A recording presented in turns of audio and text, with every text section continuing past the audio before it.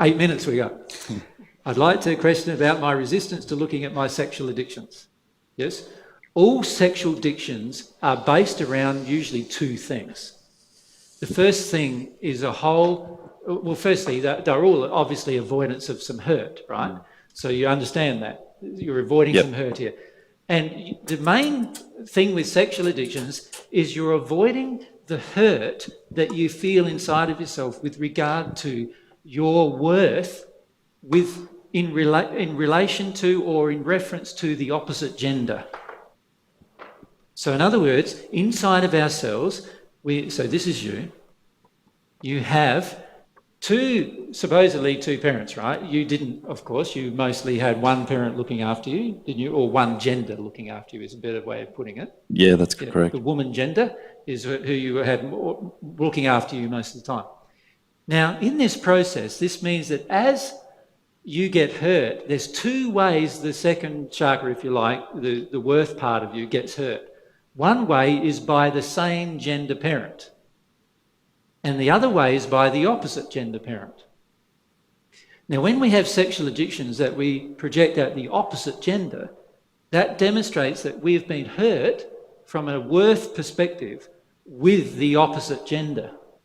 Do you follow me? Yeah, I follow you. Yeah.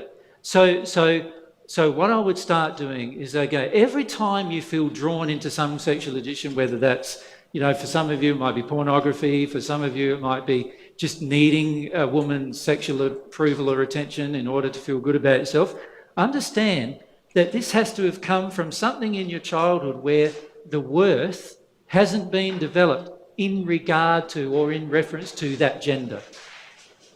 Okay. Does that make sense? So, in my past, I've also been open to, or still am, I feel, like receiving sexual projections from males as well. You are, yes. So that's pretty much the same thing, just with the male side. It's just got to do with worth with the male. Exactly. Your way, the way you were taught in your childhood to get worth is by having a sexual interaction. Does that make sense? And no sexual interaction meant no worth. Right? Now, this indicates that your mother, in particular, had an emotionally incestuous relationship with you, and also a sexually incestuous relationship, even though it wasn't abuse, or your grandmother, whoever brought you up. Both. Yep. So the key emotionally is to allow yourself to feel the emotions tied in with why there's the sexual connotation of getting the worth met. And that can only have been created through some kind of emotionally incestuous sexual connection, in your childhood. Yeah. It's a way, if you think about it, it's a way of exchanging sexual energy for worth.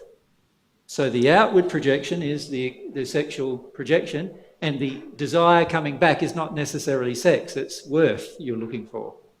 Okay, so I can project sexually and just get approval back or something like that. Correct. So it's and just then that you barter. feel you have worth. It's a bartering system of emotion. You project outward a sexual feeling.